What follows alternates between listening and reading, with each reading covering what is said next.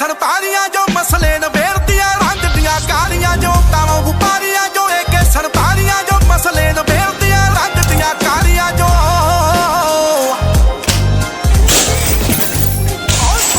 ਸਾਡੇ ਹੀ ਉਹ ਪੁਰਖਿਆਂ ਵੱਜਦੇ ਸੀ ਸਿੰਘ ਜਿਹੜੇ ਬਹੁਤੇ ਦੀਦਿਆਂ ਦੇ ਕੱਢਦੇ ਸੀ ਬਲ ਵਿੱਚ ਜਿਹੜੇ